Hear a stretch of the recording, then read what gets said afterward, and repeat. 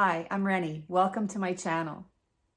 In this video, I'm going to be sharing my experience with printmaking using a juice carton for a printing plate and a pasta maker for a printing press.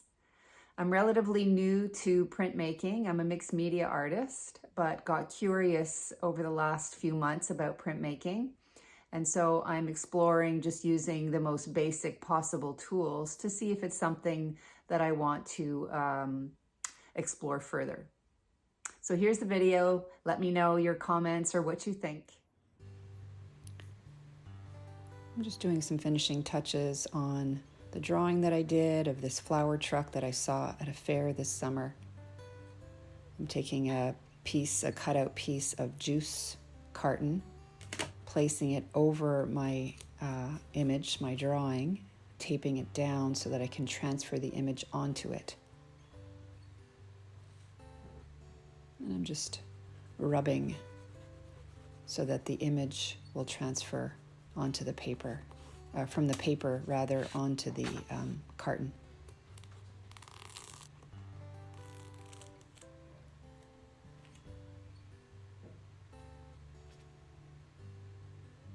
So the image seems to have transferred fairly well. I mean, it's not ideal, but workable. I'm starting to do the lines.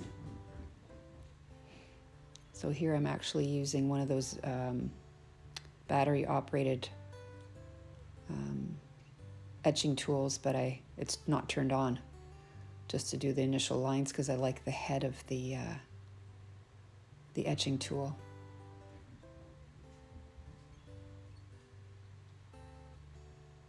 Using a metal skewer to push into the lines to get some more definition, some depth in those lines. And then using an X-Acto knife to cut away sections that are going to hold more of the ink so they'll come out as blacker in the printing.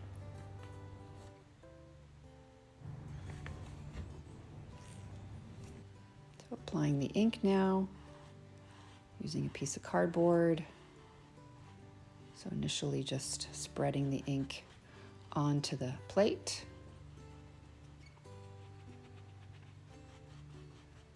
And then once it's distributed, I've switched to a dauber, which I made out of some felt from the dollar store, just to press the ink more deeply into the lines and the recesses of the plate. You know, the process of rubbing away. So wanting to get as much of that surface ink off as possible and just leaving the ink in the crevices, lines, and cutouts.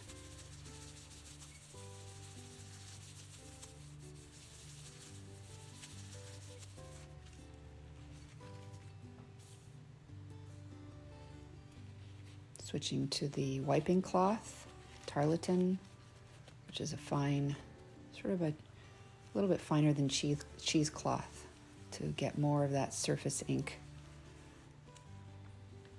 away from the printing plate.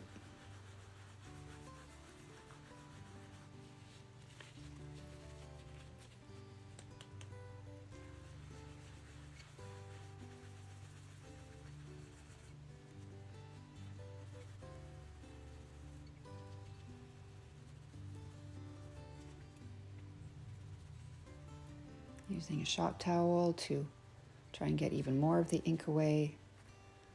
So I noticed that I prefer the Tetra Pak to this juice carton. And then switching to a Q-tip to try and get more of the ink off. Those areas will appear as whiter than the other areas in the final print.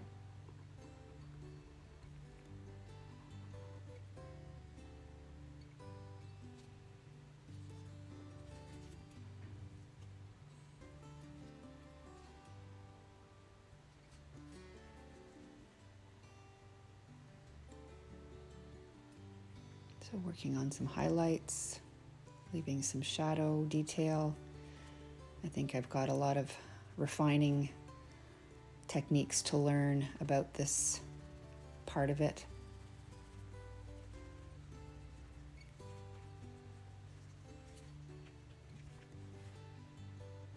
I'm getting ready to print. So this is the pasta maker that I picked up secondhand. And I'm using this crafting foam instead of, I guess, the typical printing blankets that are used on a printing press. And they seem to work quite well for holding the printing plate in place. So off to the side, you can see that I've soaked some paper. So the paper in this process needs to be soaked so that it's damp but not wet, so that it will help pull the ink away from the plate.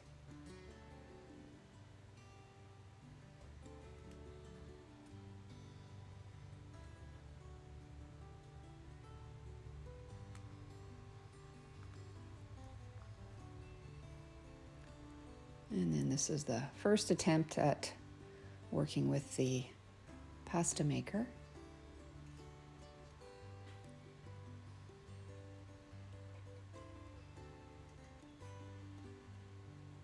I noticed that some people have actually disassembled the pasta makers, turned them on their sides, so that you don't have to sort of struggle with holding on to the paper so that it curls out evenly. And then my first print I noticed didn't come out very well, so I adjusted the tension on the rollers of the pasta maker.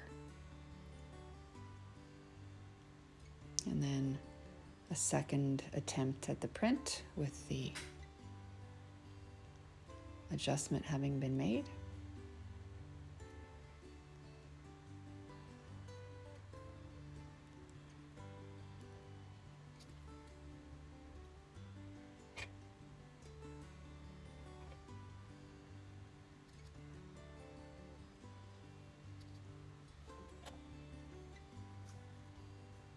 And so print number 2, it's a little bit better, but still needs some more refinement. I find that the ink is not as pronounced in the lines as I'd like, so I went back to my plate and deepened some of the lines.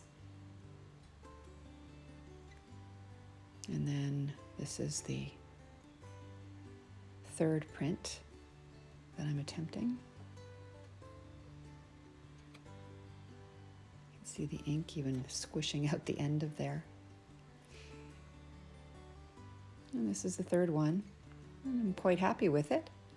And like I said, I think I have a lot of refining skills to learn, but I think for these initial first prints, they're quite acceptable. I'm quite happy with them. So the first, and here's the second, and then the third one. It came out much better than the others.